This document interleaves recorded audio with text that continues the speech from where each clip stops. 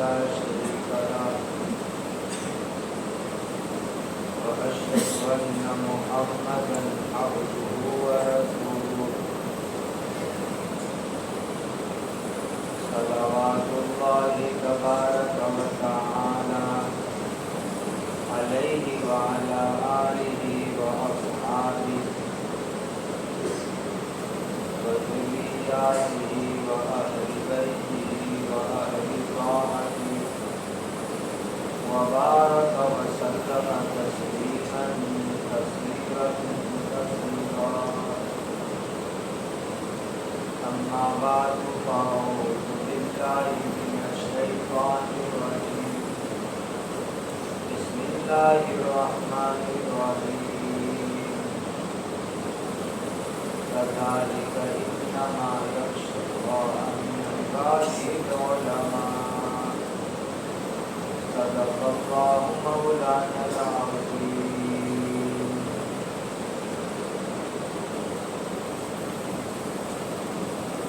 قرآن مجید کی جن آیات کو ابھی ہمارے سامنے تلاوت کیا گیا اس میں ہمیں ضروری باتیں سب بتلا دی گئی. ایک اہم بات ان آیتوں میں یہ تھی کہ ہمیں اللہ تعالیٰ کا ہمیشہ شکر ادا کرنا چاہیے کہ اللہ نے قرآن کے لیے ہمارا انتخاب فرمایا. ثم اورثنا الکتاب الذین اصطفینا من عبادنا. کسی تفسیر میں نظر سے گزرا تھا کہ یہاں عباد کی اضافت نا ضمیر کی طرف جو ہوئی ہے یہ اضافت تشریف ہے، یعنی شرافت کا مقام بتانے کے لیے کہ اللہ تعالیٰ نے علماء کو، قرآن والوں کو اپنا بندہ بتلایا. یہ بہت بڑی ایک شرافت ہے، اکرام ہے اللہ تعالیٰ کی طرف سے. پھر یہ اصطفینا، ہم جانتے ہیں کہ مصطفیٰ یہ اللہ کے آخری نبی تاجدار مدینہ حضرت محمد صلی اللہ علیہ وسلم کا مبارک لقب ہے. تو جو مبارک لقب جس مادے سے استعمال ہوا اصطفیٰ، وہ اللہ نے قرآن کی برکت سے ہم سب کو عطا فرمایا. یہ مقام شکر ہے. اس لیے میرے سر کے تاج میرے علماء، مدرسین کرام، معلمین اعظام، کبھی کبھی تو صلاۃ شکرانہ پڑھ لیا کرو کہ اس اللہ نے ہم کو قرآن مجید کے لیے قبول فرمایا. اور اللہ توفیق دے کبھی کبھی صلاۃ الحاجہ بھی پڑھو کہ اللہ موت تک ہمیں اس کام میں لگا کے رکھنا، قرآن کی خدمت، قرآن کے متعلقہ علوم کی خدمت. اے اللہ موت تک ہمیں اس کام میں لگا کے رکھنا. تو یہ مقام شکر ہے اور ساتھ ساتھ میں مقام طلب ہے کہ ہم ہمیشہ یہ سلسلہ رہے.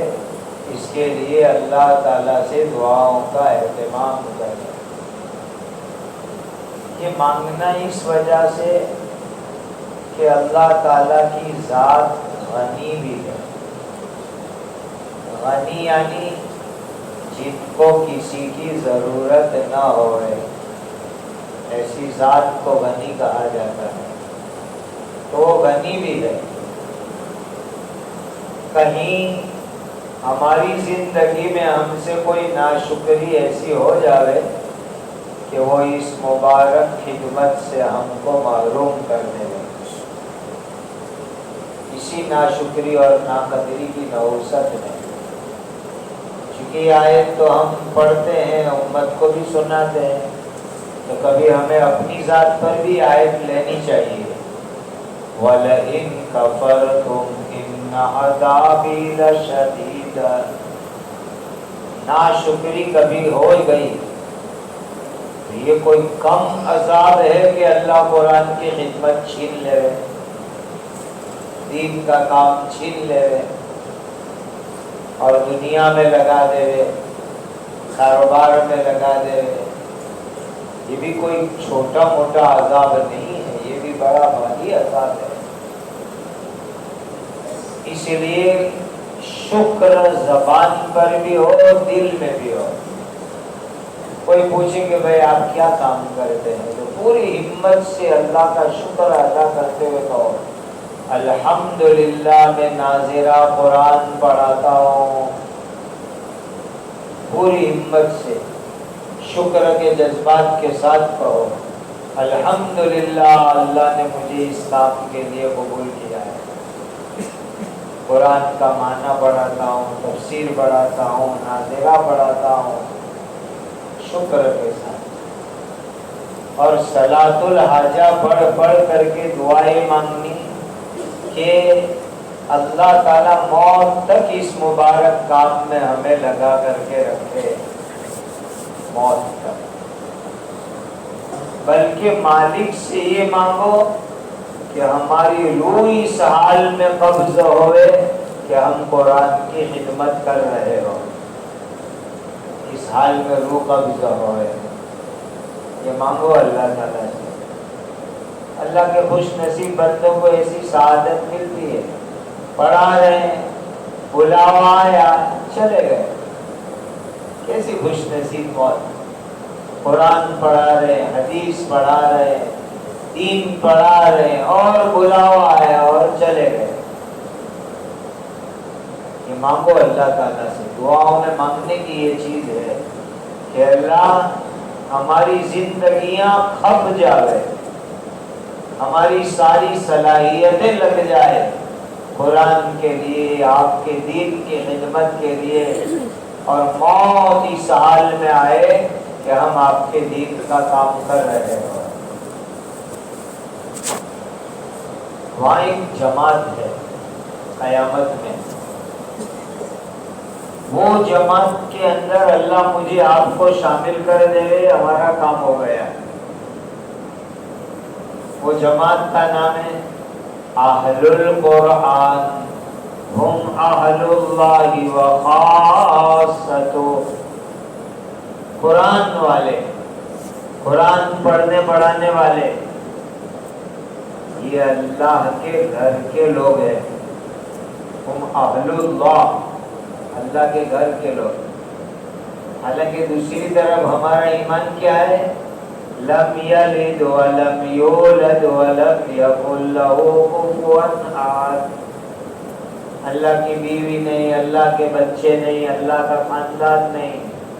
لیکن یہ اکرام ہے، اعزاز ہے کہ قرآن میں زندگی لگانے والوں کو آخرت میں اللہ کے گھر والوں سے تعبیر کیا جائے گا. اہل القرآن ہم اہل اللہ وخاصتہ، اللہ کے خاص بندے. تو محشر کے اندر اس مجمع میں میرا اور آپ کا شمار اللہ کرے اس جماعت میں ہو جائے. اہل القرآن ہم اہل اللہ وخاصتہ. تین درخواست کر دی آپ کی خدمت میں. پہلی درخواست، شکر ادا کرو اللہ نے اس مبارک کام میں ہمیں لگایا ہے. کبھی کبھی شکرانے کی نماز پڑھو. دوسری درخواست یہ کر دی کہ اللہ سے دعا کرو کہ اللہ موت تک اس مبارک کام میں لگا کے رکھے. والد مرحوم حضرت شیخ الاسلام مدنی رحمۃ اللہ علیہ سے بیعت تھے، والدہ کی، دونوں حضرت مدنی سے بیعت تھے. اور 50 سال مکاتب کا کام کیا والد صاحب مرحوم نے. آخری زندگی میں ایک دن بیمار تھے، کافی طبیعت خراب ہو گئی، کلمہ کی تلقین ہونے لگی. تو 50 سال پڑھایا تو تقریباً آدھی پونی ہماری بستی ان کی شادی ہوئی. محلے کے لوگ جمع ہو گئے، مرد عورت، کہ مولانا کو کلمہ تلقین کر رہے ہیں، آخری حالت ہے. اس وقت موبائل نہیں تھے، تو ہمارے بڑے بھائی نے جامعہ ڈابل کے دفتر میں لینڈ لائن فون کیا کہ محمود کو سبق میں اطلاع دو اور اس کو جلدی گھر بھیجو، والد صاحب کی آخری حالت ہے. چوتھا گھنٹہ چل ہونے والا تھا. الحمدللہ میں کسی طرح گھر پہنچ گیا. وہاں تک مرحوم کو کچھ افاقہ آ گیا تھا. وہ سبق پڑھا رہے تھے، بچوں کو ناظرہ پڑھا رہے تھے، اور ایک دم آخری حالت ہو گئی کہ کلمے کی تلقین ہونے لگی. آخری حالت، سبق پڑھاتے بستر پر لٹا دیا. اب جب میں پہنچا تو کچھ طبیعت میں افاقہ ہو گیا تھا. تو جہاں وہ آرام فرماتے تھے وہاں سامنے گھڑی رہتی تھی. تو مجھے دیکھ رہے، گھڑی کو دیکھ رہے، مجھے دیکھ رہے، گھڑی کو دیکھ رہے. اور اس کے بعد فرمایا اس مرحوم نے کہ بیٹا یہ تو تیرا چوتھے گھنٹے کا سبق تھا، کہ یہاں کہاں تو یہ تو تیرا ڈابل میں سبق کھا ہوا کیا، یہاں کہاں تو آ گیا. تو میں کچھ کہوں اس سے پہلے بڑے بھائی نے جواب دیا، آپ کی آخری حالت ہو گئی تھی، کلمے کی تلقین ہو رہی تھی، اسی لیے بلا لیا ان کو. تو اس مرحوم کی زبان سے یہ جملہ نکلا کہ بیٹا میری موت تو مقدر کے وقت پر آئے گی، لیکن ایسی حالت میں موت آئے کہ میں یہاں بچوں کو ناظرہ قرآن پڑھا رہا ہوں اور بیٹا وہاں ڈابل میں بچوں کو ترجمہ تفسیر پڑھا رہا ہو، اس حال کے اندر میری موت آوے، یہ میری زندگی کی آخری آرزو ہے، یہ میری آرزو اور تمنا ہے. اس کے بعد کبھی ہمت نہیں ہوئی ان کی زندگی میں غیر حاضری کرنے کی، کبھی ہمت نہیں ہوئی. اس کے بعد پھر 1-2 سال زندہ رہے، کبھی ہمت نہیں. وہ بیمار ہوتے تب بھی نہیں، یہاں تک کہ ہاسپٹل میں رہے تب بھی ہمت نہیں کہ میں چھٹی لے کر ہاسپٹل جاؤں. ایک مزاج تھا حضرت شیخ الاسلام مدنی کی جوتیوں کی برکت سے ہوتا ہے. تو یہ 3 درخواست آپ کی خدمت میں، شکر اور کبھی کبھی صلاۃ شکرانہ، صلاۃ الحاجہ پڑھ کے دعا کہ اللہ موت تک ہمیں قرآن کی خدمت میں لگا کے رکھے، دین کے کام میں. اور تیسری درخواست یہ ہے کہ اللہ سے یہ دعا کرو، اے اللہ قیامت کے دن اہل القرآن ہم اہل اللہ و خاصۃ والی جماعت میں ہمارا حشر نشر کرنا، اور اس جماعت کے ساتھ اللہ ہمیں جنت کا داخلہ عطا کرنا. یہ چیزوں معزز اکابر علماء، ہم کون جس عظیم مقصد کے لیے اللہ تعالیٰ نے اپنے آخری نبی حضرت محمد الرسول اللہ صلی اللہ علیہ وسلم کو بھیجا، وہ عظیم مقصد والے ہم لوگ ہیں. ہمارا مختصر تعارف کہ جس عظیم مقصد کے لیے اللہ نے اپنے آخری نبی کو دنیا میں بھیجا، وہی میرا اور آپ کا تعارف اور کام ہے. میں نے اور آپ نے یہ حدیث بار بار پڑھی، بار بار سنی، لیکن اب یہ احساس جگانا ہے دل میں. آقا نے کتنی پیاری نورانی بات فرمائی، بعثت معلما، میری بعثت تو معلم بنا کر کی گئی ہے، مجھے اللہ نے معلم بنایا. بعثت معلما، بس جو آقا صلی اللہ علیہ وسلم کی بعثت کا عظیم مقصد معلم، اللہ تعالیٰ نے وہ مقام مجھے اور آپ کو اپنے کرم فضل سے عطا فرمایا.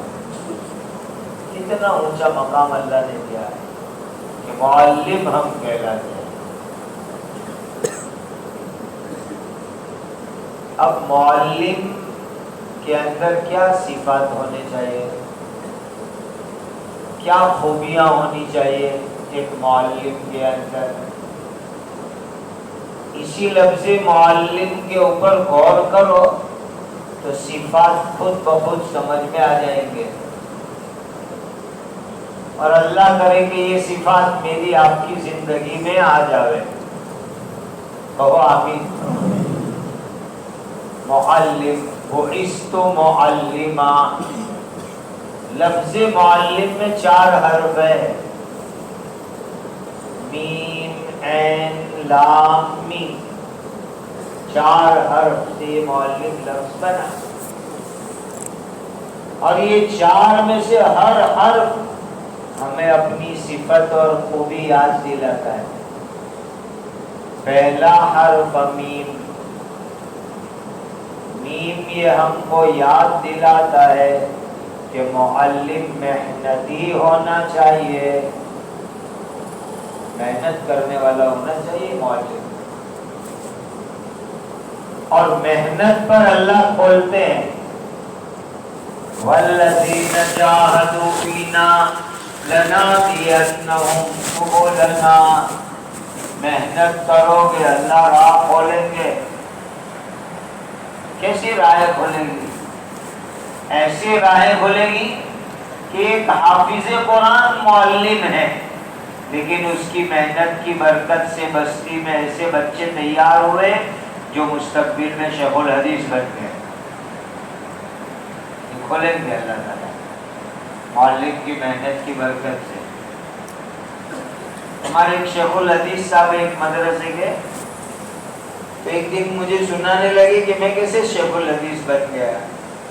کہ ہماری بستی کے معلم وہ بیچارے پورے مول صاحب بھی نہیں، دورہ بھی نہیں پڑھا، انہوں نے 2-4 درجے پڑھے، حفظ کیا، اور دوسرے گاؤں سے ہمارے گاؤں سائیکل پر پڑھانے آئے. ہم کو ناظرہ پڑھائے. کیونکہ میرا ناظرہ اچھا ہوا تو میرے ابا جان کو سمجھایا انہوں نے کہ ان کو مدرسے میں بھیج دو، پڑھانے بھیج دو. کہ ہمارے ابا کھیڑوت آدمی، کسان آدمی، ان کو کچھ سمجھ میں نہیں آ رہا مدرسے میں کیسے بھیجنے کا، کیا کرنا، کچھ معلوم نہیں. تو کہا مول صاحب تم کہہ رہے ہو تو اب تم جانو. تو کہا مکتب کے معلم صاحب نے میرا پورا بستر تیار کیا، ضروری کپڑے تیار کیے غریبی کے دن، اور خود استاد صاحب بستر پوٹلے لے کر کے مجھے ریلوے اسٹیشن لے کر کے گئے. وہاں سے ٹرین میں بیٹھ کر ایک دوسرے اسٹیشن اترے، وہاں سے بس میں بیٹھے، جس گاؤں میں مدرسہ وہاں پہنچے، اور بس اسٹینڈ سے لے کر کے مدرسے تک 1 کلومیٹر استاد میرے مکتب کے بستر اور پوٹلے لے کر کے بچے کو لے کے جا رہے، اور جا کر کے میرا مدرسے میں داخلہ کرایا. تو اس استاد کی برکت سے میں پڑھ گیا، اور آج اللہ نے مجھے شیخ الحدیث بنا دیا. وہ استاد نے بیچارے نے زندگی میں شاید بخاری کھول کے بھی نہیں دیکھی ہوگی، لیکن اس کی محنت کی برکت سے اللہ نے اس کے پاس پڑھنے والے کسان کے بیٹے کو شیخ الحدیث بنا دیا.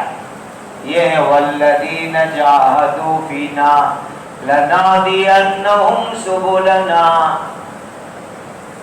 الناس معادن، حدیث میں فرمایا یہ لوگ کان ہے، کان معادن. ہمارے پاس پڑھنے والے بچوں میں سے کون کان ہے سونے کی، کون چاندی کی، کون تانبے کی، کون پیتل کی، ہم نہیں سمجھ سکتے.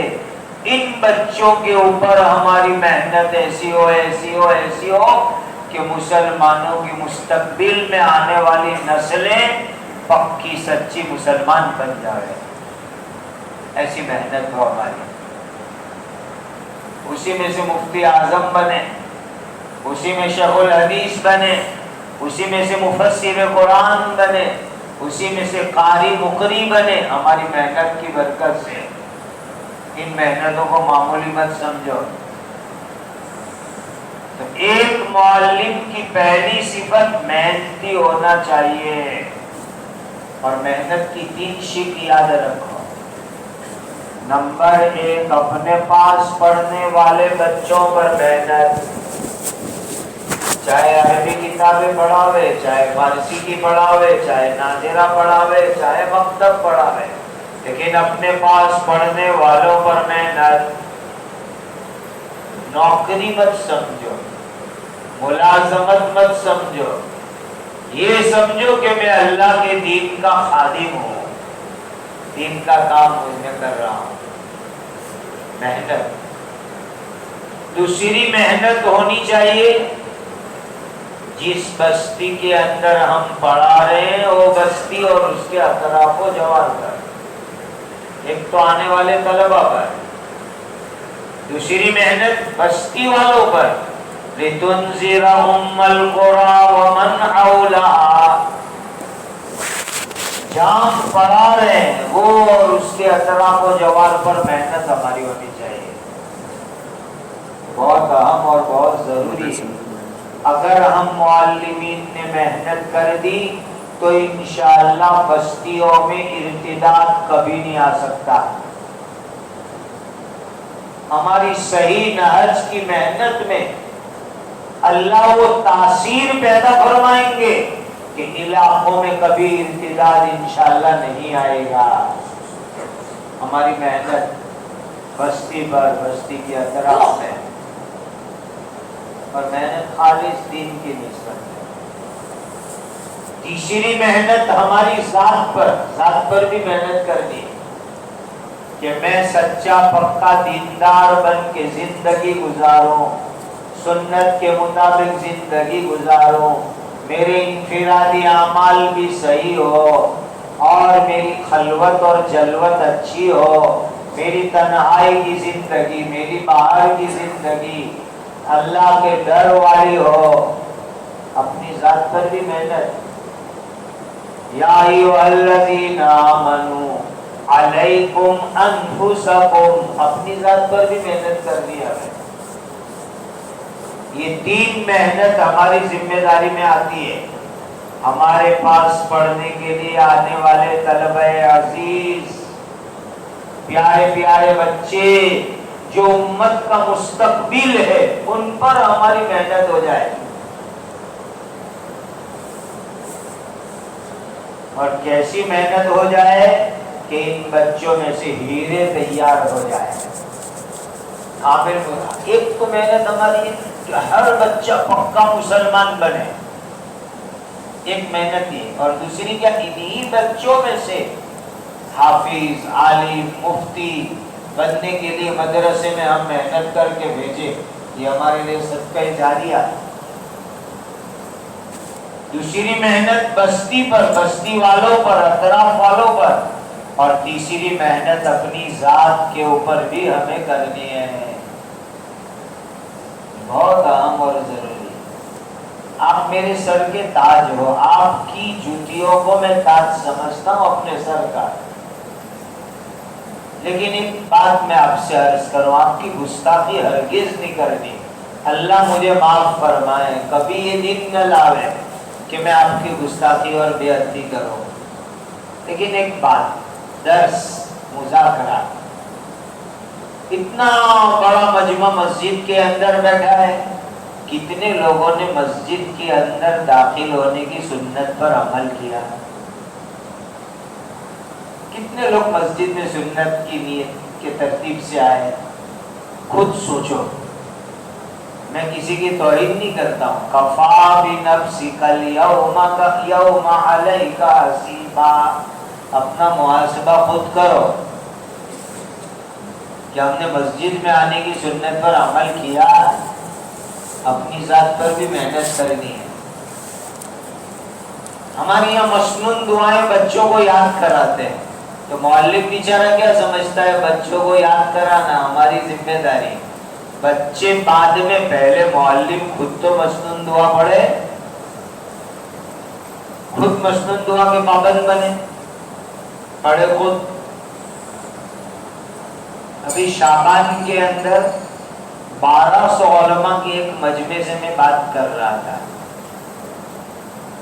تو میں نے ان علماء کرام سے پوچھا کہ جمعہ کے موقع پر 3 دعائیں حدیث میں آئی ہیں.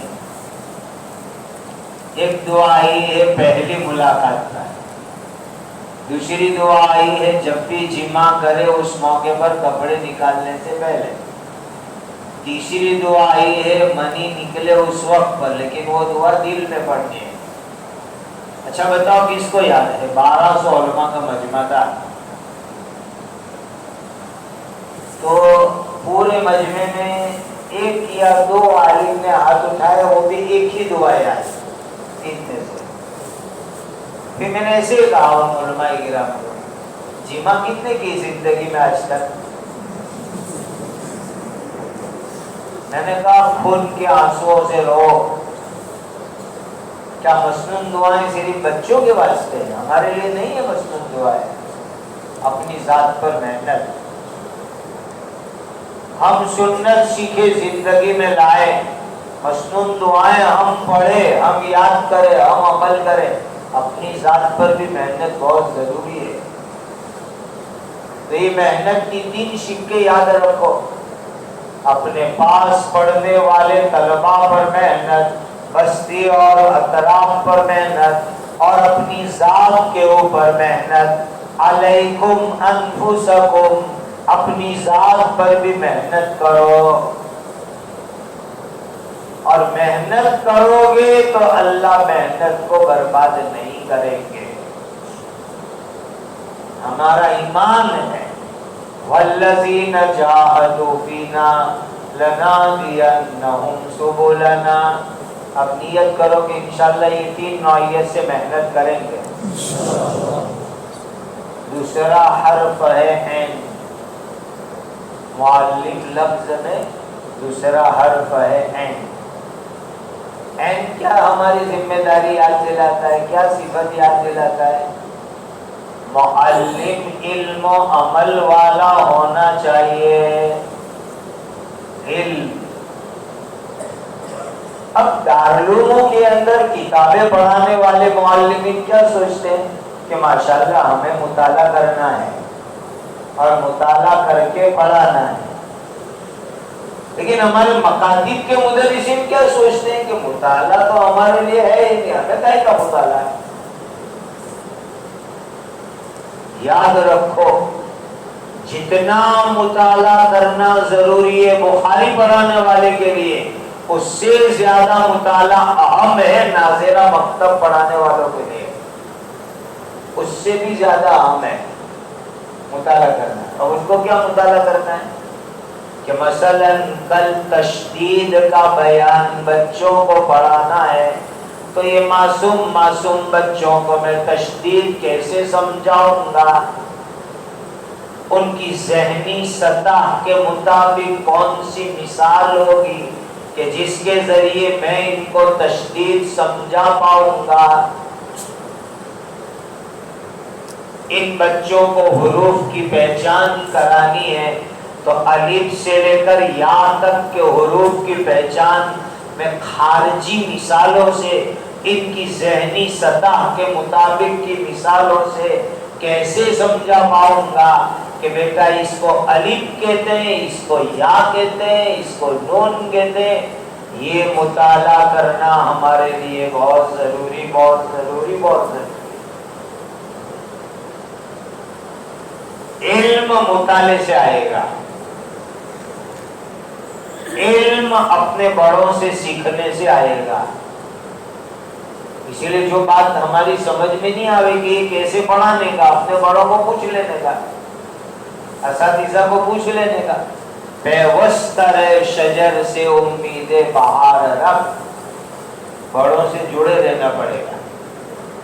یہ بجلی، یہ ٹیوب لائٹ روشنی دے رہی ہے، کیوں؟ پاور ہاؤس سے جڑی ہوئی ہے اور وہاں سے پاور آ رہا ہے. اگر وہاں سے پاور کٹ ہو جائے تو یہ ڈنڈا خود روشنی دینے کی صلاحیت نہیں رکھتا. یہ اساتذہ ہمارے پاور ہاؤس ہے. ہمارا ادارہ جہاں پڑھے وہ ہمارا پاور ہاؤس ہے. وہاں سے کنیکٹڈ رہو، جڑے ہوئے رہو، ان سے پوچھتے رہو، مشورے لیتے رہو.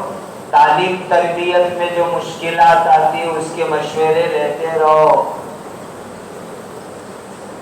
یہ ہے عین، حرف العین. ہمیں یہ تعلیم دیتا ہے کہ معلم علم و عمل والا ہونا چاہیے. بہت بڑی ذمہ داری. مطالعہ کر کے علم حاصل کرو، اپنے اساتذہ اپنے بڑوں سے علم حاصل کرو، علم میں رہنمائی لو اور پھر امت کو پہنچاؤ، امت کو دو. یہ بہت ضروری ہے ہمارے واسطے. تیسرا حرف ہے اس مبارک لفظ کا لام، معلم. لام لام یہ ہم کو صفت سکھاتا ہے کہ معلم لغویات سے دور ہونا چاہیے، لغویات سے دور ہونا چاہیے، لغویات سے دور ہونا چاہیے. لغو یعنی جس میں دین کا کوئی فائدہ نہیں اور اپنی ضرورت کی دنیا کا کوئی فائدہ نہیں، وہ لغویات، وہ لغو کہلاتے ہیں. ہماری گجراتی میں اس کو کہتے ہیں فالتو کا، فالتو لغویات، وہ چھوڑو. ہم سب جانتے ہیں ایک کامیاب ایمان والے کی علامت قرآن نے کیا بتلائی؟ قد افلح المؤمنون الذین هم فی صلاتهم خاشعون والذین هم عن اللغو معرضون. یہ تو ایک کامیاب ایمان والے کی صفت قرآن نے بتائی. ہم تو ان میں بھی اونچے درجے کے ہیں. ثم ورثنا الکتاب الذین اصطفینا من عبادنا. ہم تو عام ایمان والوں میں منتخب بندے اللہ کے. ہمیں تو لغویات سے بچنا بہت ضروری، لغویات سے بچنا بہت ضروری. امت کے بچے امانت، بچوں کا وقت امانت، اور ہم کو جو تنخواہ مل رہی ہے وہ امانت. تو جو وقت مدرسے کا ہے اس کے اندر خیانت کبھی نہ ہوئے، کبھی خیانت نہ ہو. اب کیا ہو رہا ہے؟ چل بچہ سبق سنا اور استاد جی لگ گئے واٹس ایپ پر جواب دینے میں، واٹس ایپ پر میسج چیک کرنے میں. کسی کا کال آ گیا، ابھی مدرسے ہو پھر اپنے ملتے ہیں، جواب دینے میں، بات کرنے میں. یہ ہمارا وقت امانت ہے، امانت. اس وقت میں لغویات بالکل نہیں ہونی چاہیے، ذرہ برابر نہیں. میرے بزرگوں، متولی، ٹرسٹی، کمیٹی، معتمد، ناظم دیکھے کہ نہ دیکھے، ہمارے سامنے ہر وقت یہ ہونا چاہیے الم یعلم بأن اللہ یرا، الم یعلم بأن اللہ یرا. اللہ ہمیں دیکھ رہے ہیں، اللہ ہمیں دیکھ رہے ہیں، اللہ کو جواب دینا ہے. یہ بچوں لغویات سے. اس وقت ہمارا بہت بڑا مسئلہ لغویات ہے. اب 7 بجے مدرسے کا وقت ہے تو 7 بجے تو گھر میں کرتا پہن رہے ہیں، پھر استنجے کا تقاضا آ کر مدرسے میں پورا فرما رہے ہیں، پھر وضو کے بغیر تو سبق پڑھانا ہی نہیں چاہیے. اب 15-16 منٹ تو اسی میں نکل گئی. پھر آنے کے بعد دیکھا کہ ارے واٹس ایپ پر 3-4 میسج آئے ہوئے، کس کا میسج ہے. تب بچوں کو ہم نے کیا پڑھایا ہے، کیا وقت دیا ہم نے بچوں کے لیے؟ لغویات. توبہ کرو ان لغویات سے. چھوڑو ان لغویات کو، بہت ضروری ہے۔ خاص طور پر جو ذمہ داری ہمارے سر پر ہے، اس اوقات کے اندر، ان اوقات کے اندر بالکل لغویات نہ ہو، بلکہ ہماری شان کیا ہو کہ دوسرے اوقات میں بھی لغویات میں ہم نہ پڑے۔ والذین هم عن اللغو معرضون، لغویات سے ہمارے لیے بچنا بہت ضروری۔ تو ہماری ذات سے کام چلے گا، دین کا کام عام ہوگا، لغویات سے بچیں گے۔ جمعہ کی مبارک رات ہے، دارالعلوم کی مسجد میں اتنے سارے علماء صلحاء کے ساتھ ہم بیٹھے ہیں، عزم کرو کہ انشاءاللہ لغویات چھوڑیں گے۔ میرے بزرگوں، بہت بڑی خطرناک فتنے کی چیز ہے۔ اچھا، جہاں یہ ہمارے اوقات اور نورانیت برکت کو برباد کرنے والی ہے، یہ لغویات کی چیزیں اوقات برباد کرے گی، نورانیت ختم کرے گی، خیانت آئے گی، وقت میں ہم ذمہ داری برابر نبھائیں گے نہیں، وہیں پر خطرے کی چیز بھی ہے۔ یہ دوسرا پہلو بھی سوچو، اس میں خطرے کی چیز۔ آج کل ہمارے بہت سے ایمان والے جیلوں میں ہیں اسی کے غلط استعمال کی بنیاد پر، اور یہ واقعات اخباروں میں آتے ہی رہتے ہیں کہ انٹرنیٹ کے ذریعے سے وہ یوں کر رہے تھے، وہ کر رہے تھے، غلام کر رہے تھے، ایسا کر رہے تھے، اب ان بیچاروں پر مقدمہ ہو گیا، جیل میں پڑے ہوئے۔ خطرے کا پہلو بھی سامنے رکھو۔ اس لیے اس لغو کا بہت بڑا ذریعہ اس زمانے میں، اور بھی دوسری لغویات ہے۔ بعض مرتبہ مدرسین مدرسے کے وقت میں جمع ہو کر کے کیا ناشتہ ہو رہا ہے، اب 2-2.5 گھنٹے کا مکتب ہے، اس میں ناشتہ ہو رہا ہے۔ ایک مولانا صاحب بہت دور سے ہوائی جہاز کے ذریعے ملک سے ہی دوسرے کونے سے ہمارے حضرت مفتی احمد صاحب خان پوری دعوت برکات ان کے پاس آئے کہ ہمارے 600 مدرسین ہیں، تو کہو آدھا گھنٹہ تو ان کو روزانہ اخبار پڑھنے کے لیے چاہیے مدرسے میں آ کر کے، آدھا گھنٹہ اخبار۔ مجھے کہا کہ جاؤ، مسئلہ ہے اتنے سارے مدرسین کا، جا کر کے کچھ مجلسیں کرو، اللہ کرے تمہارے جانے سے کچھ فائدہ اللہ کروا دے۔ کہ لغویات، ہر طرح کے لغویات چھوڑو اس کو۔ آج زندگی کا قیمتی وقت ہمارا لغویات میں ضائع ہو رہا ہے۔ موبائل پر یہ دیکھا، وہ دیکھا، تبصرہ لکھا، تبصرے کا جواب، جواب کا جواب۔ کیا ضرورت ہے ان چیزوں کی؟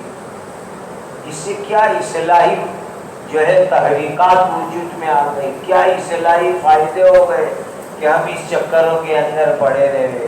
لغو ہے، بچو اس سے، ہر طرح کے لغویات سے۔ اور چوتھا حرف ہے میم۔ میم ہم کو یہ صفت یاد دلاتا ہے کہ معلم متواضع ہونا چاہیے۔ تواضع،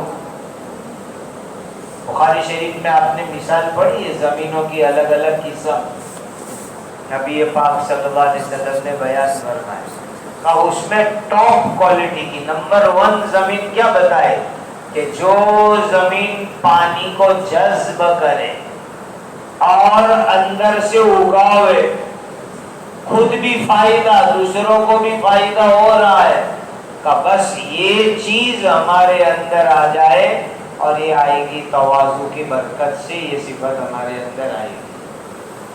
فرماتا ہے من تواضع للہ رفعہ اللہ، تواضع سے اونچا مقام ملتا ہے، اللہ اونچے اٹھاتے ہیں تواضع سے۔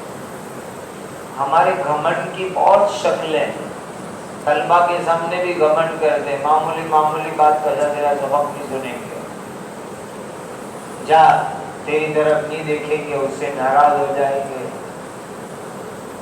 بہت ساری شکلوں میں ہمارا جو ہے تکبر ظاہر ہوتا ہے. متواضع بنو.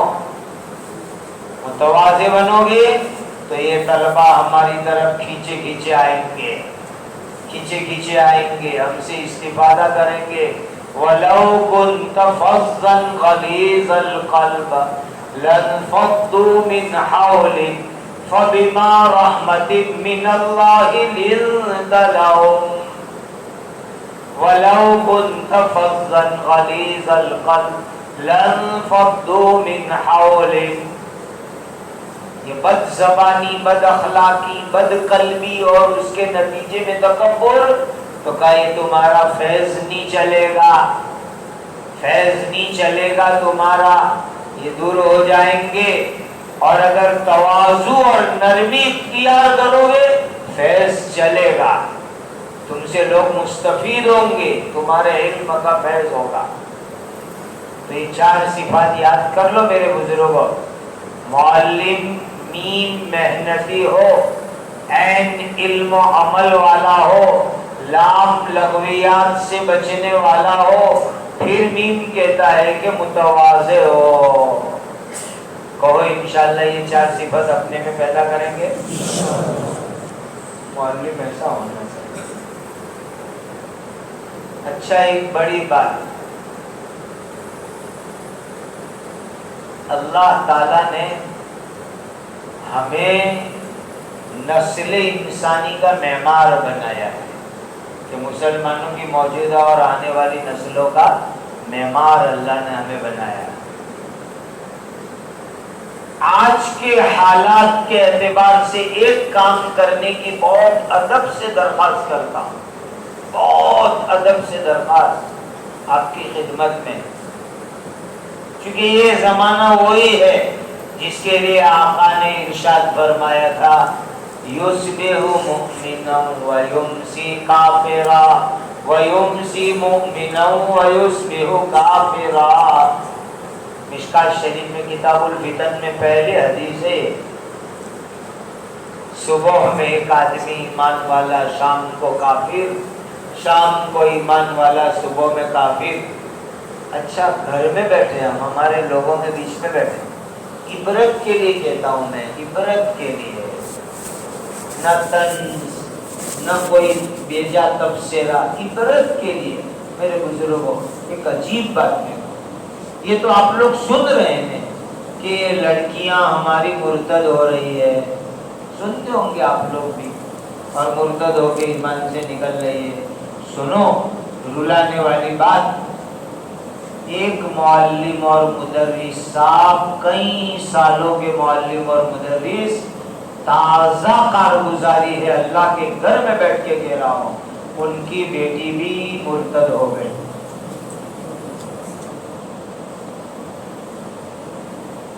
معلم مدرس کی بیٹی مرتد ہو گئی, ایمان سے نکل. اللہ ہماری اور ہمارے نسلوں کی حفاظت فرمائے. کیسا خطرناک دن, ہم سوچ سکتے تھے کبھی یہ بات کہ جن کے گھرانوں سے علمی چشمے جاری ہوئے, لوگوں کو دین ہدایت ملے, آج ان گھرانوں میں نعوذ باللہ ارتداد آ گیا. اب سوچو ہمیں کتنی فکر کرنے کی ضرورت ہے. اسی لیے ایک درخواست آپ حضرات کی خدمت میں, اپنے پاس پڑھنے کے لیے آنے والے بچوں بچیوں پر عقائد کی لائن سے پاورفل محنت ہماری ہونی چاہیے, پاورفل محنت عقائد کی لائن سے. اور عقائد کی لائن سے بہت مؤثر طریقہ, بہت مؤثر طریقہ جو کئی لوگوں نے تجربہ کر کے آزمایا. وہ کیا, مکتب جب شروع ہو صبح میں, کلاس شروع ہو صبح میں, 5-7 منٹ ان کے سامنے عقیدوں کا مذاکرہ سوال جواب کے انداز کے اندر, ایک دم سمپل, کوئی بڑی باتیں نہیں کرنی. بیٹا ہم کو کس نے پیدا کیا؟ بولو اللہ. بیٹا ہم کو زندگی کون دیتے ہیں؟ اس طرح سوالات آسان عام بام، کوئی ہمیں شرع عقائد عقیدت التعاویہ نہیں پڑھانی ہے، ایسی بنیادی چیزیں روزانہ ہر جماعت کو چاہے وہ تختی کی جماعت ہو، اما پارا کی ہو، پنج پارا کی ہو، قرآن کی ہو، کوئی بھی جماعت، یہ اس وقت بہت ضروری یہ پوچھو ان کو ہمارے نبی جی کا نام کیا، تو ان سے بلواؤ حضرت محمد الرسول اللہ صلی اللہ علیہ وسلم۔ ہم کون سی کتاب کو پڑھتے اور مانتے؟ کہتے قرآن مجید۔ ایسے 5-7 منٹ کا یہ مذاکرہ، 5-7 منٹ کا مذاکرہ روزانہ، یعنی عقیدوں کو ان کے دل دماغ میں رچا بسا دینا ہے، جما دینا ہے عقیدوں کو ان کے دل دماغ میں، یعنی ایسا جمع دینا ہے کہ آئندہ کوئی کھرچ کے نکال نہ جائے تو بھی انشاءاللہ نہیں نکال سکے۔ آج محنت ہو رہی ہمارے عقیدوں کو کھرچ کے نکالنے کی، لیکن ہم ان کے دل دماغ میں عقائد اتنے مضبوط جمع دے رہے ہیں۔ اچھا یہ بخاری والے حضرات جانتے ہوں گے، کتاب الایمان کے اندر امام بخاری رحمت اللہ علیہ کا سر لائے ہیں۔ جلیل القدر صحابی اپنے تابعین تلامذہ کو کہہ رہے ہیں آؤ نجلس نؤمن ساعتا، آؤ بیٹھو ہم تھوڑی دیر کے لیے ایمان کا مذاکرہ کریں۔ جلیل القدر صحابی اپنے تابعین تلامذہ کے ساتھ بیٹھ کر کے کیا کریں؟ آؤ بیٹھو ایمان کا مذاکرہ کریں۔ جب ایک جلیل القدر صحابی تابعین کے ساتھ یہ مذاکرہ کرے تو میرے اور آپ جیسوں کے لیے تو یہ مذاکرہ کتنا ضروری ہے۔ سوچو بخاری میں کتاب الایمان میں یہ مذاکرے، ایمان کے چرچے، عقیدوں کے چرچے آج کے فتنے کے ماحول کے اندر بہت ضروری اور وہی شرائع بخاری نے ایک حدیث نقل کی ہے کہ نبی پاک صلی اللہ علیہ وسلم نے ایک مرتبہ ارشاد فرمایا جددوا ایمانکم، ایمان کی تجدید کرو۔ صحابہ نے پوچھا کیف نجدد ایماننا، کیسے ایمان کی تجدید کریں گے؟ تو حضرت نبی پاک صلی اللہ علیہ وسلم نے فرمایا اکثروا ذکر لا الہ الا اللہ فإنہ یجدد ایمانکم، لا الہ الا اللہ پڑھو خوب، تمہارے ایمان کی تجدید ہوگی۔ یہ حدیث شرائع بخاری نے نقل کیا۔ اس حوالے سے میں آج کل عرض کرتا ہوں ایمان والوں کو بھی، ہم سب کے لیے ضروری ہے کہ روزانہ گھر میں ایک ٹائم طے کرو، مدرسے میں ایک ٹائم طے کرو، کلمہ طیبہ اور کلمہ شہادت ہم گھروں میں اس کو پڑھنے کا معمول بنائیں، اور گھر میں جو زبان بولی جاتی ہے اس زبان میں اس کا ترجمہ گھر میں یاد کرایا جائے۔ کلمہ طیبہ، کلمہ شہادت اور اس کا ترجمہ گھر میں بولی جانے والی زبان میں ہم روزانہ اس کا مذاکرہ کریں، یہ آج کے فتنے کے دور کا بڑا زبردست تقاضا ہے۔ ایمان کی حفاظت، عقیدوں کی حفاظت، ایمان کی سلامتی، عقیدوں کی سلامتی، اس کی محنت اس وقت پر بہت ضروری۔ وعدہ کرو کہ اپنے اپنی کلاسوں میں اس کا نظام بنائیں گے، اور اپنے گھروں میں بھی میرے معزز علماء، اپنے گھروں میں بھی یا ایھا الذین آمنوا قوا انفسکم واہلیکم نارا، اپنی ذات کو، گھر والوں کو جہنم سے بچانا ہے تو ان پر ہمیں محنت کرنی پڑے گی، اور اس وقت پوری طاقت لگانی ہے غلط عقیدے اور ارتداد سے کیسے بچاوے، اس سلسلے میں محنت۔ وعدہ کرو کہ انشاءاللہ یہ محنت کریں گے۔ اچھا، ایک سنت زندہ کرو، اس سنت کا فائدہ بہت بڑا ہوگا انشاءاللہ۔ وہ سنت آپ نے بھی پڑھی، میں نے بھی پڑھی۔ حضرت نبی پاک صلی اللہ علیہ وسلم فجر اور مغرب کی سنتوں میں پہلی رکعت میں الحمد شریف کے بعد قل یا ایھا الکافرون، دوسری رکعت میں قل ھو اللہ احد پڑھنے کا زیادہ تر معمول تھا۔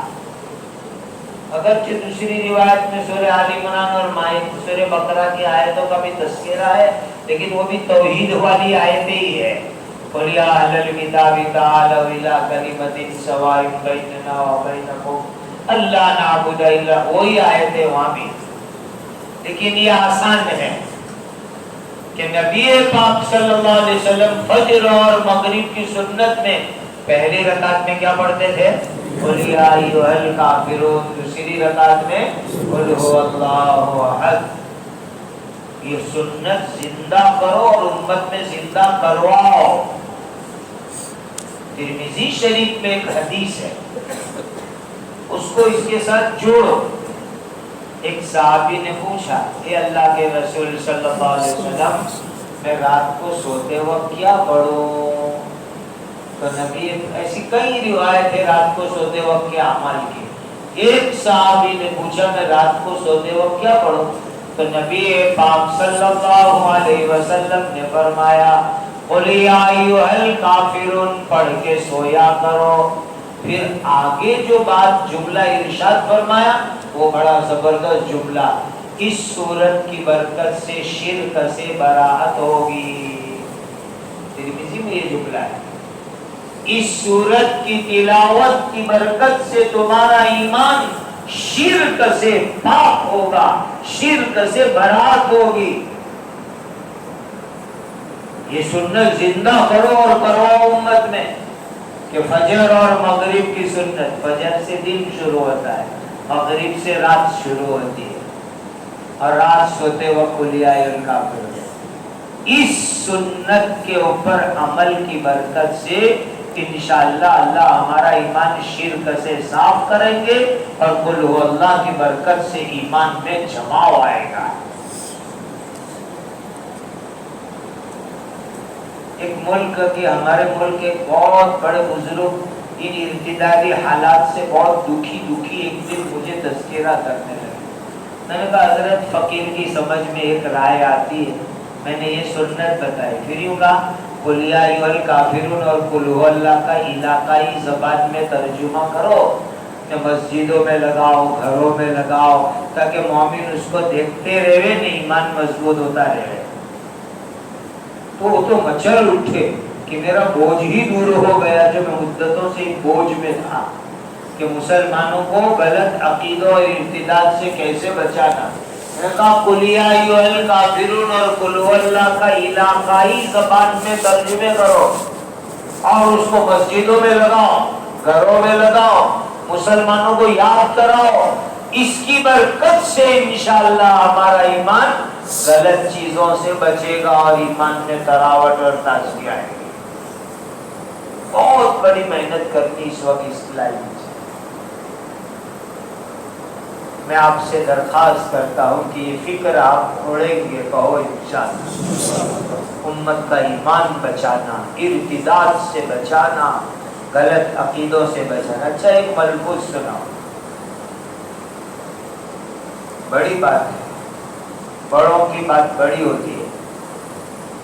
حضرت حکیم الامت مولانا اشرف علی صاحب تھانوی رحمۃ اللہ علیہ نے اپنے مرشد حضرت قطب عالم مولانا رشید احمد گنگوہی رحمۃ اللہ علیہ کو لکھا، وہ زمانے میں خطوط لکھتے تھے۔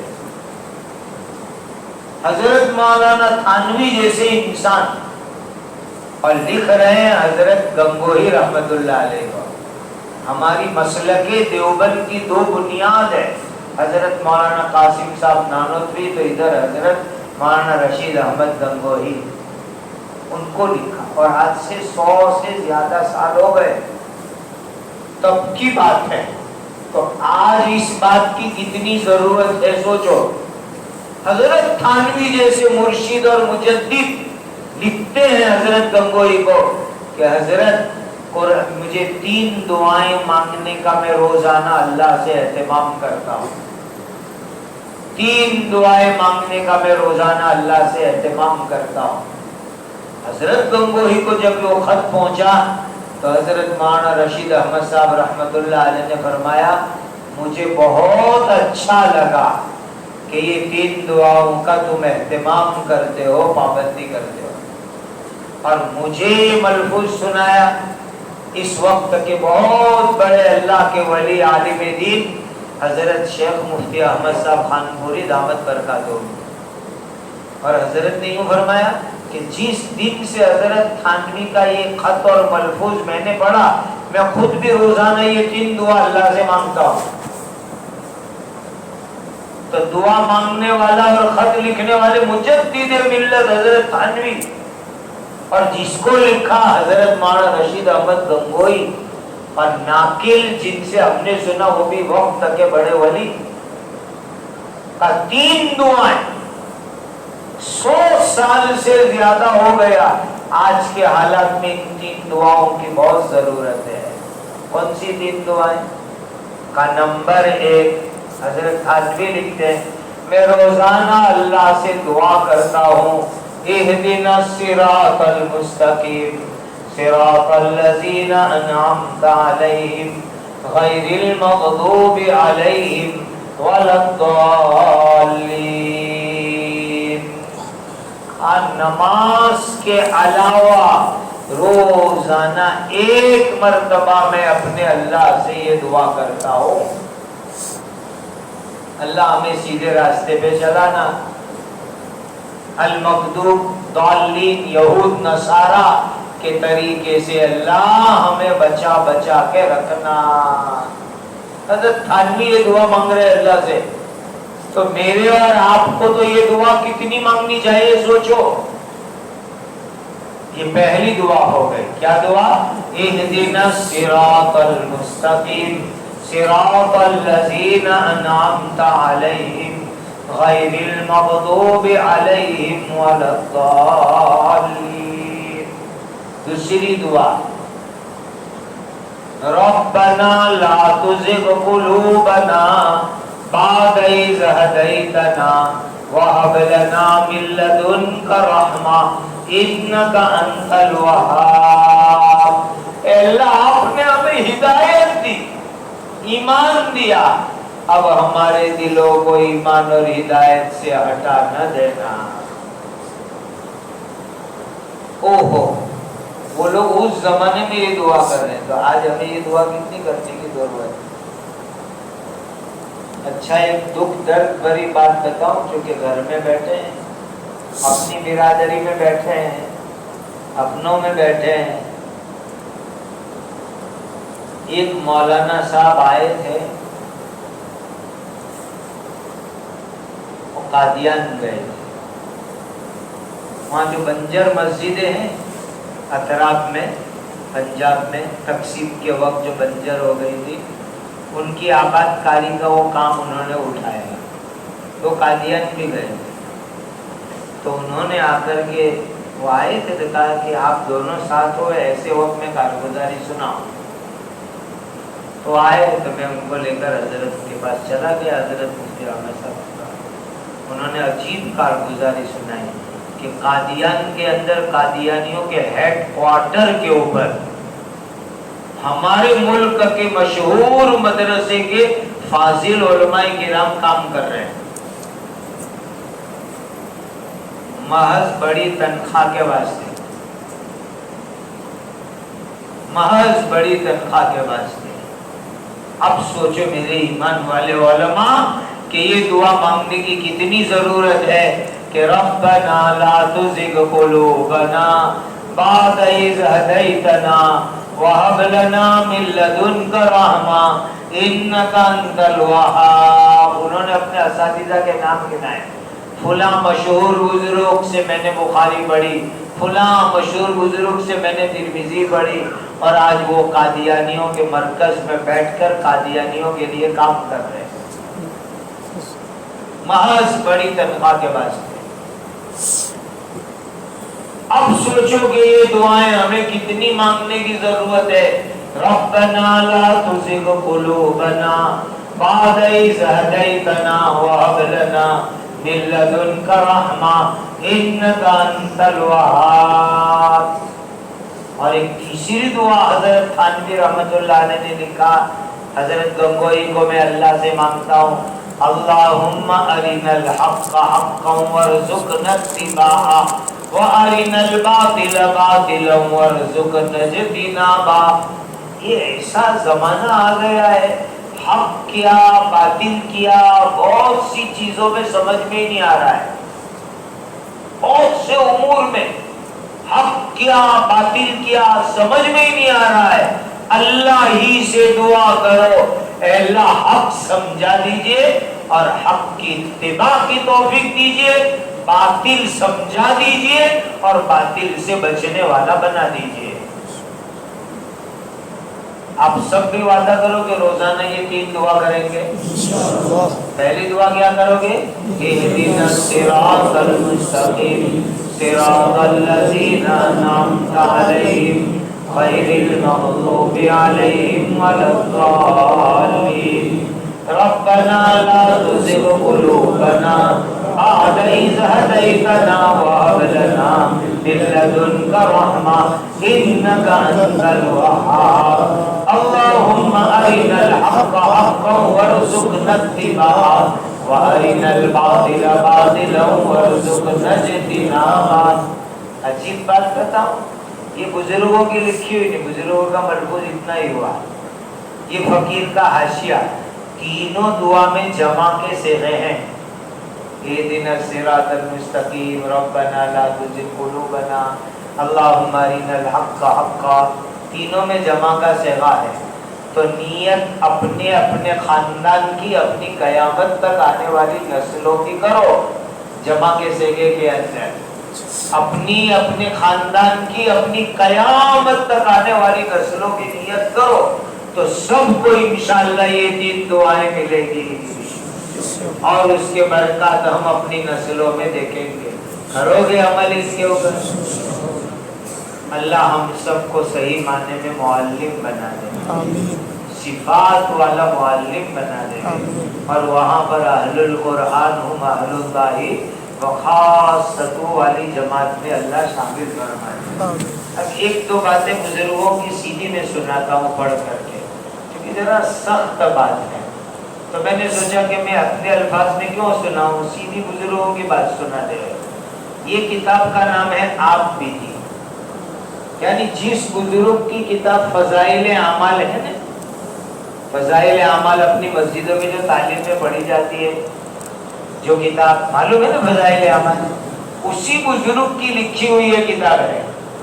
حضرت شیخ الحدیث میرے دادا پیر حضرت مولانا محمد زکریا صاحب نور اللہ مرقدہ, انہی کی لکھی ہوئی یہ کتاب ہے. ہر عالم دین کو اس پوری کتاب کو پڑھنا چاہیے.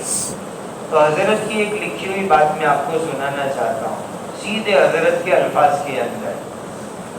حضرت شیخ زکریا صفحہ نمبر 591 پر سنا رہا.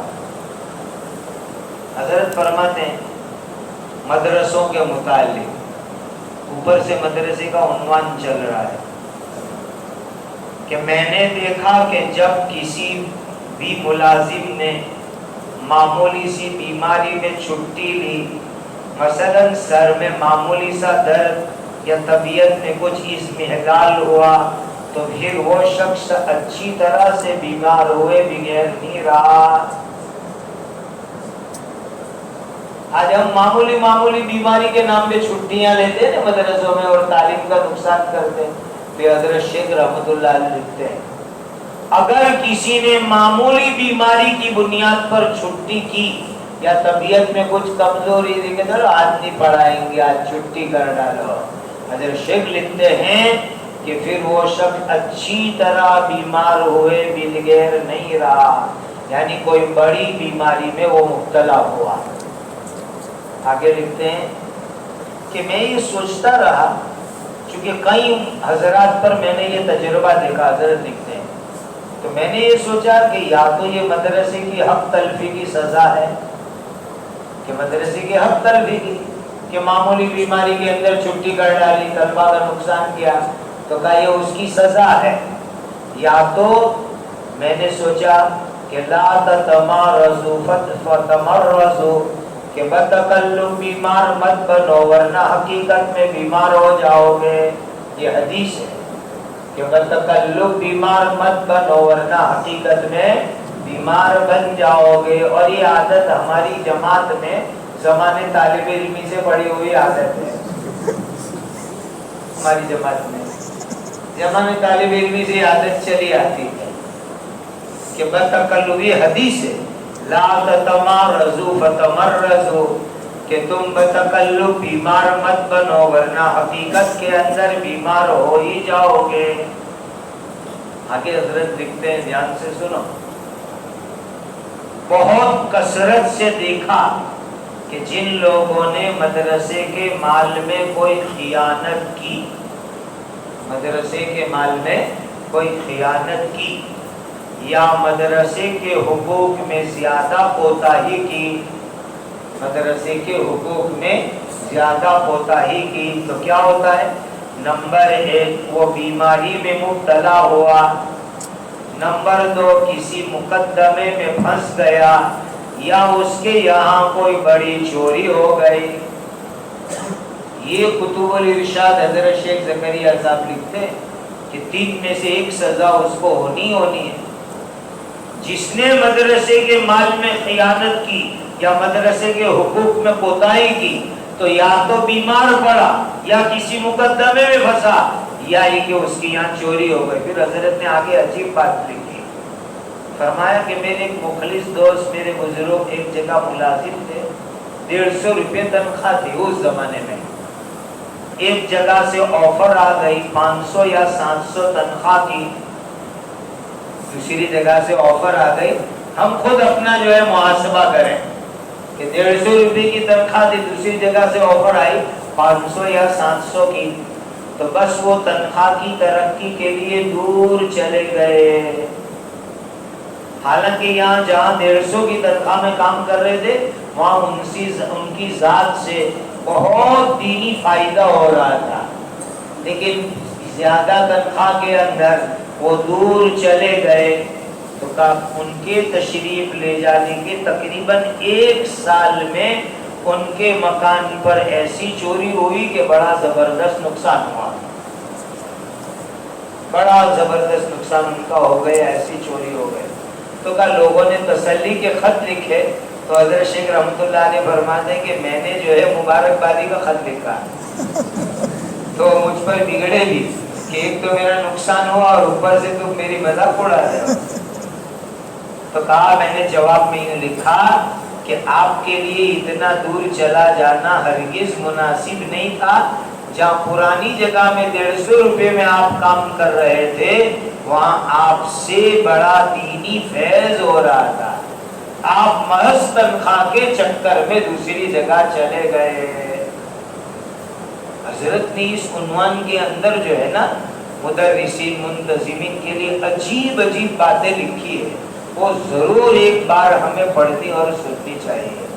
آخر میں جب ہمارے حضرت رحمۃ اللہ علیہ کی بات مولانا نے کی، تو حضرت کا ایک واقعہ میں آپ کو سنا دوں۔ ہمارے حضرت فقیہ الامت مفتی اعظم ہند حضرت مفتی محمود حسن گنگوئی رحمۃ اللہ علیہ سے بلا واسطہ بھی سنا، اور حضرت کی سوانے وغیرہ میں بھی یہ واقعہ لکھا ہوا ہے۔ حضرت کے والد صاحب حضرت مولانا حامد حسن صاحب رحمۃ اللہ علیہ، حضرت مفتی محمود حسن، والد حامد حسن، وہ حضرت شیخ الہند رحمۃ اللہ علیہ کے شاگرد تھے۔ حضرت مولانا محمود حسن دیوبندی دارالعلوم دیوبند کے پہلے شیخ الحدیث، پہلے فاضل ان کے شاگرد تھے، جو بھارت کی آزادی میں بھی جن کی بڑی قربانیاں ہیں، ان کی یاد میں بھارت سرکار نے 5 روپے کا ٹکٹ بھی شائع کیا۔ تو حضرت شیخ الہند رحمت اللہ علیہ اس زمانے میں تلامذہ کیسے ہوتے تھے؟ اساتذہ جہاں بھیجتے تھے وہاں چلے جاتے تھے بلا چوہوں چرا۔ کہ بھائی دورہ ہوا، استاد کو پوچھا مجھے کیا کرنا ہے؟ استاد نے کہا بھلا جگہ پڑھانے چلے جاؤ۔ تو وہ گئے تو وہاں سے جنازہ نکلتا تھا، اپنے بڑوں نے جہاں بھیجا وہاں سے جنازہ نکلتا تھا۔ اب تو بہت سے علماء ایسے ہوتے ہر ملاقات میں پوچھنا پڑتا مولانا ابھی کہاں ہو آپ؟ ہر ملاقات میں نئی جگہ ہوتی ہے، مولانا ابھی کہاں ہو؟ ایک جگہ 10,000 تنخواہ ہے، دوسرے متولی صاحب نے کہا ہمارے یہاں تھا 11,000 دوں گا، تو راتوں رات ٹیمپو بھر کے سامان لے کے چلے۔ پھر کیا ہمارا حاصل؟ اللہم لا تجعل الدنیا اکبر ہمنا، یہ جو حدیث میں دعا ہے کیا مطلب اس کا؟ تو حضرت مولانا حامد حسن صاحب رحمۃ اللہ علیہ کو استاد حضرت شیخ الہند رحمۃ اللہ علیہ نے یو پی میں ایک ضلع ہے بجنور، مشہور ضلع ہے، اس میں ایک جگہ ہے نہٹور، ابھی بھی ہے وہ نہٹور، بڑا قصبہ ہے، تو وہاں بھیجا تھا حضرت شیخ الہند رحمۃ اللہ علیہ کہ وہاں پڑھاؤ، امامت کرو، پڑھاؤ۔ کا والد صاحب کی زندگی حضرت فرماتے تھے کہ وہیں گزری، اخیر میں بہت بوڑھے ہو گئے، تو حضرت مفتی صاحب اب مفتی اعظم تھے، تو میں نے والد صاحب کو بہت سمجھایا، میں ملنے جاتا تھا کبھی کبھی جمعہ ہونے پر، ابا جی اب بہت بوڑھے ہو گئے، گھر آ جاؤ، میں آپ کی خدمت کروں گا۔ ہر مرتبہ کچھ نہ کچھ صحیح بہانہ بتا کے میری بات ٹال دیتے تھے۔ پھر میں نے بہت اشارہ کیا تو کہنے لگے بیٹا میرے قرضے بہت ہیں، میں نے نیٹور میں لوگوں سے قرضے لے رکھے، قرض چکائے بغیر میں کیسے نکلوں یہاں سے؟ حضرت مفتی صاحب رحمۃ اللہ علیہ سناتے تھے کہ ایک جمعرات جمعہ میں نے بڑی رقم لی، حضرت کے بارے میں مشہور ہے کہ اللہ نے دستے غیب دیا تھا، تو کہا ایک بڑی رقم میں نے لی کہ آج میں نیٹور جاتا ہوں، اور جا کے والد صاحب کے پاس بیٹھ گیا، لاؤ کون کو قرض چکانا ہے؟ آج تو بیٹا آپ کا سب کے قرض چکائے بغیر جائے گا نہیں، کن کا قرض ہے بتاؤ؟ تو کہا جب میں سیٹ پہ بیٹھ گیا تو والد صاحب سے کسی چائے والے کا قرضہ، کسی پان والے کا قرضہ، اور اس زمانے کے اعتبار سے مشکل سے 100 روپے سے بھی کم کا قرضہ، مشکل سے۔ تب مجھے اندازہ ہو گیا کہ یہ بڑے میاں یہاں سے جانا نہیں چاہتے، اس لیے یہ گول مول باتیں کرتے رہتے۔ تو کہا سارا قرضہ چکا دیا۔ پھر میں نے کہا ابا جی اب تو آپ کو چلنا ہی پڑے گا، آپ بہت بوڑھے ہو گئے، اب آپ گھر آئیے، آرام کیجیے، ہم آپ کی خدمت کریں۔ جب میں ضد پر اترا تو والد صاحب رحمۃ اللہ علیہ کی آنکھوں میں آنسو آ اور فرمانے لگے کہ میرے استاد نے مجھے نہٹور میں مدرس بنا کے بھیجا، اگر بیٹا تیرے کہنے پر میں آ گیا تو محشر میں اگر میرے استاد نے مجھے پوچھ لیا تو کیا جواب دوں گا؟ میرے استاد نے مجھے نہٹور میں مدرس بنا کے بھیجا تھا، اگر بیٹے کے کہنے پر میں گھر آ گیا تو محشر میں میرے استاد حضرت شیخ الہند رحمۃ اللہ علیہ نے اگر پوچھ لیا تو میں کیا جواب دوں گا؟ حضرت فرماتے ہیں اس کے بعد کبھی والد صاحب کو کہنے کی ہمت نہیں ہوئی کہ آپ گھر آ کے آرام کیجیے۔ اولئک آبائی فزدنی بمثلہ، کسی بستی میں جا کے پڑھ گئے، کسی بستی میں جا کے پڑھ گئے، اب تو میری تقدیر اس بستی والوں کے ساتھ، دین کا کام کروں گا، دین کا کام کروں گا، بستی کو چمکاؤں گا۔ استقامت پر چمک آتی ہے، استقامت پر چمک آتی ہے۔ اللہ اکبر، آج ہم فخر سے نام لیتے حضرت شیخ الاسلام مولانا سید حسین احمد مدنی رحمۃ اللہ علیہ، اور ہم جو ہے حکومت کے سامنے بہت زور و شور سے کہتے ہیں حضرت مدنی نے یہ قربانی دی، یہ قربانی دی۔ معلوم ہے حضرت مدنی کی بات آپ کو؟ آپ کے جو بڑے بھائی تھے ان کا مدینہ پاک میں اتنا اونچا مقام تھا مدینہ منورہ میں کہ ایک وقت میں روزہ مبارک کی چابی ان کے یہاں رہتی تھی. سید احمد اتنا اونچا مقام تھا. آج بھی وہ خاندان مدینہ میں ہی رہتے ہیں وہ لوگ. تو کہ جس وقت ملک کی آزادی ہو گئی, ملک آزاد ہو گیا اور اب جنگ آزادی کی تحریکات باقی نہیں رہی, بھائی بڑے رئیس لوگوں میں سے مدینہ کے کہ انہوں نے باقاعدہ ایروپلین کے ذریعے چارٹر فلائٹ کر کے ایروپلین کے ذریعے حضرت اور پورے خاندان کو وہاں عمرے کے نام سے بلایا اور اس کے بعد کہا کہ آپ کا کام پورا ہو گیا بھارت کو آزادی دلوانے کا, اب زندگی کے باقی ایام مدینہ پاک میں گزارو, اس پاک سرزمین پر گزارو, یہیں پر بس جاؤ, رہ جاؤ. تو کہا حضرت مدنی رحمت اللہ علیہ نے ٹھنڈی آہ بھر کے فرمایا کہ میری زندگی کا جینا مرنا اب بھارت کے مسلمان اور بھارت کے لیے ہے. میں جیوں گا مروں گا بھارت کے مسلمانوں کے ساتھ. مدینہ پاک کو جو ہے قربان کیا, وہاں کی سرزمین کو, اور زندگی کے آخر تک ملک کی اور مسلمانوں کی خدمت میں زندگی گزار کر یہیں پر دفن ہوئے. ورنہ وہ چاہتے تو مدینہ میں دفن ہوتے, بقیع میں دفن ہوتے, اہل بیت والے علاقے میں دفن ہوتے, لیکن اس ملک میں دفن ہوئے. یہ ہمارے اکابر, ہمارے آبا و اجداد, اولئک آبائی, یہ ہمارے اکابر.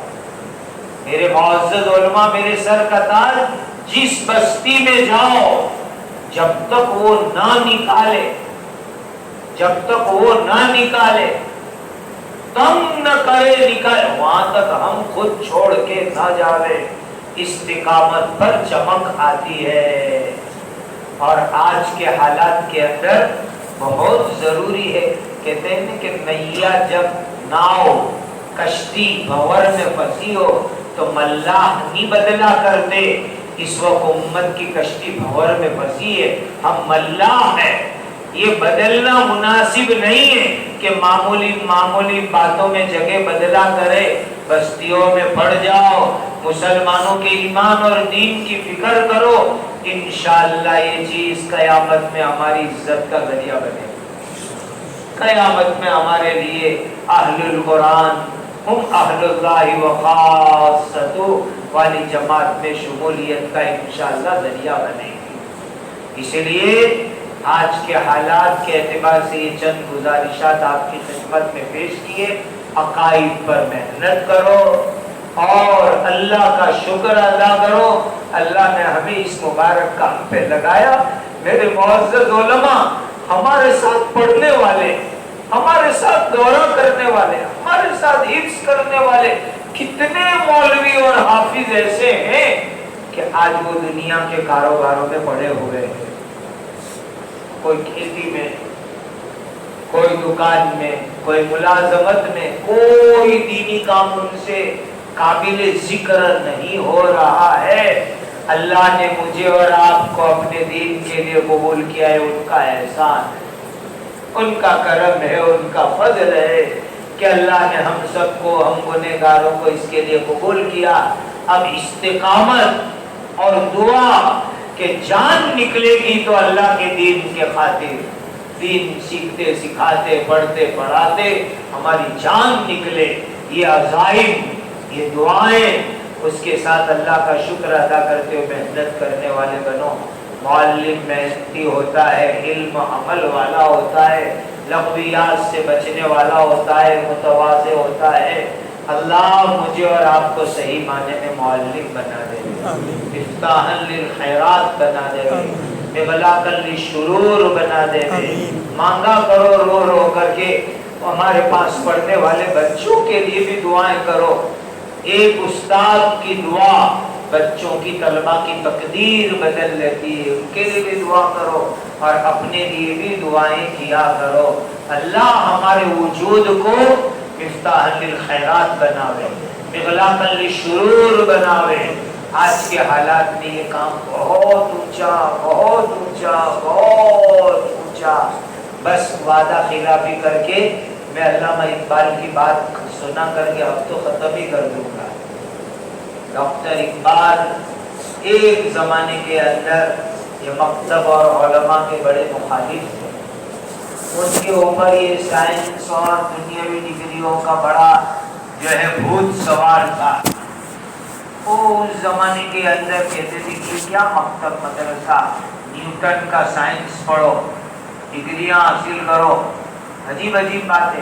اس زمانے کا ہی ان کا شعر ہے وہ، امامت کیا ہے، قوم کی امامت کسے کہتے ہیں، اسے کیا جانے یہ دو رکعت کے ملا۔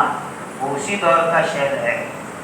یہ اللہ کی تقدیر کہ اقبال صاحب کا سفر ہوا، بہت سفر کرتے تھے وہ، اسپین گئے، وہاں کے حالات دیکھے، پھر بخارا سمرقند گئے، وہاں کے حالات دیکھے، اور جب اپنی آنکھوں سے اقبال صاحب نے حالات دیکھے تو آ کر ان کی سوچ بدل گئے، اور اقبالیات جو رسالے میں تنتری لیکھ لکھتے تھے، اداریہ، اس میں انہوں نے لکھنا شروع کیا، یہ مکتب کے مدرسین، یہ علماء مسلمان بچوں کو جو پڑھا رہے ہیں ان کو پڑھانے دو، ان کو اسی کام میں لگنے دو، یہ جو کام کر رہے ہیں بہت صحیح کام ہے، اگر انہوں نے یہ کام چھوڑ دیا تو کیا ہوگا؟ میں اپنی آنکھوں سے اسپین میں دیکھ کر کے آیا کہ جامع قرطبہ، جامع غرناطہ جو کسی زمانے میں حرمین کے بعد دنیا کی بڑی مسجدیں تھی، آج وہاں کوئی 2 رکعت ادا کرنے والا نہیں ہے، کوئی اذان پڑھنے والا نہیں ہے۔ جس سرزمین سے امت کو بخاری اور ترمذی ملی، آج اس سرزمین پر قرآن کو پہچاننے والا کوئی نہیں۔ اقبال نے یہ لکھا اور میں نے خود بھی بخارا میں دیکھا، سمرقند میں دیکھا، تاشقند میں دیکھا کہ مسلمان پوچھتے ہیں قرآن دکھاؤ۔ مسلمان مسلم ملک میں اور بڑی بڑی عمر کے مسلمان جب قرآن دیکھتے ہیں تو زار و قطار روتے ہیں کہ 70-75 سال کی زندگی میں پہلی مرتبہ قرآن دیکھنے کو ملا، پہلی مرتبہ قرآن دیکھنے کو ملا۔ اور ترمذی میں لوگ ہمیں پوچھتے ہیں ترمذی کیوں آئے، جن کو معلوم ہی نہیں کہ امام ترمذی ہماری بستی کے، جن کا علم ساری دنیا میں ہے، کہا جب یہ علماء مکتب کی تعلیم چھوڑ دیں گے، ان کو روک دیا جائے گا یا یہ چھوڑ دیں گے دینی سلسلے، تو اقبال نے کہا کہ کیا ہوگا جو میں اسپین میں دیکھ کر آیا، جو بخارا سمرقند ترمذی میں دیکھ کر کے آیا، اللہ اس ملک میں امت کو وہ خراب دن کبھی نہ دکھاوے، اور یہ فضا، یہ نورانی ماحول، یہ برکت، یہ ایمان کی بہار آپ حضرات کی محنتوں کی برکت سے ہے، آپ حضرات کی محنتوں کی برکت سے ہے۔ یہ قرآن، یہ عقیدے، یہ دین کی تعلیم، یہ اس کی برکت سے یہ سارا ماحول ہے۔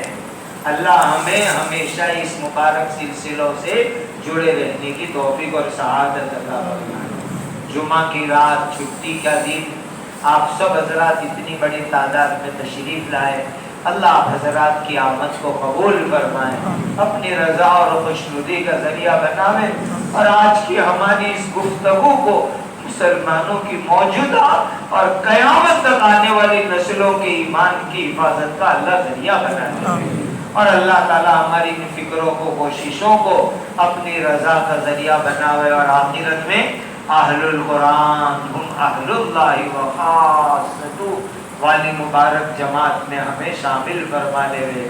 ان امت کا ایمان بچ جائے گا اور اللہ ہم سے راضی ہو جائیں گے۔ ان محنتوں کی برکت سے امت کا ایمان بچ جائے گا اور اللہ ہم کو جنت عطا فرما دیں گے، اور یہ ہمارے لیے بہت بڑا قیمتی سودا ہے۔ اللہ تعالی ہم سب سے راضی ہو جائے، اللہ ہماری محنتوں کو، فکروں کو، کوششوں کو قبول فرمائے، اللہ ہمیں دین کے کام کی سعادت عطا فرمائے۔ اس مدرسے کے حضرت معتمم صاحب اور ذمہ دار حضرات کو بھی شکریہ ادا کرتا ہوں، اتنی عظیم مجلس آج کے حالات میں جس کی اہمیت اور ضرورت، اس کا انعقاد کیا، اللہ تعالیٰ ہی اس کا بہتر بدلہ دنیا آخرت میں عطا فرمائے۔ وآخر دعوانا الحمد للہ رب العالمین۔ بسم اللہ الرحمن الرحیم۔ بھائی ایک مضمون مجھے بہت پسند آیا تھا، قطب عالم حضرت شیخ زکریا صاحب کے خلیفہ اور ہمارے حضرت فقیہ الامت رحمۃ اللہ علیہ کے جانشین حضرت مولانا ابراہیم صاحب پانڈور دامت برکاتہم نے مجھے عطا فرمایا تھا، مجھے بہت اچھا لگا، تو میں نے ہمارے مولانا سید اکبر صاحب کو بھیجا کہ اس کی کچھ کاپیاں کروا لو، علماء کرام کو آج کی اس مجلس کا ایک کاغذی شکل میں بھی ہدیہ دے دیں۔ تو یہ مضمون آپ لے جائیے اور ابھی نہیں بعد میں اطمینان سے اس مضمون کو آپ پڑھیں، انشاءاللہ اس کا بڑا فائدہ ہوگا۔ بسم اللہ الرحمن الرحیم۔ الحمدللہ رب العالمین، جزا اللہ عنا سیدنا و مولانا محمد صلی اللہ علیہ وسلم بما هو اہلہ، یا رب صلی وسلم دائما ابدا علی حبیبک خیر الخلق کلہم، یا ذا الجلال والاکرام، یا ذا الجلال والاکرام، یا ذا الجلال والاکرام۔ ربنا آتنا فی الدنیا حسنۃ وفی الآخرۃ حسنۃ وقنا عذاب النار۔ اہدنا الصراط المستقیم، صراط الذین انعمت علیہم غیر المغضوب علیہم ولا الضالین۔ ربنا لا تزغ قلوبنا بعد إذ هديتنا وهب لنا من لدنك رحمة إنك أنت الوهاب۔ اللهم أرنا الحق حقا وارزقنا اتباعه وأرنا الباطل باطلا وارزقنا اجتنابه۔ اللهم حبب إلينا الإيمان وزينه في قلوبنا وكره إلينا الكفر والفسوق والعصيان واجعلنا من الراشدين۔ اللهم اجعلنا هادين مهتدين غير ضالين ولا مضلين، سلما لأوليائك وحربا لأعدائك، نحب بحبك من أحبك ونعادي بعداوتك من خالفك من خلقك، یا حی یا اللہ، یا قیوم یا اللہ۔ اے اللہ آج تک کی ہماری کوتاہیوں کو اپنے کرم سے معاف فرما، اے اللہ ہماری ہر طرح کی کوتاہیوں کو معاف فرما۔ اے اللہ آپ نے ہم کو انسانی وجود عطا فرمایا، مسلمان بنایا اور اپنے دین کے کام کا بنایا، اے اللہ ہمیں اس عظیم نعمت کی قدر عطا فرما۔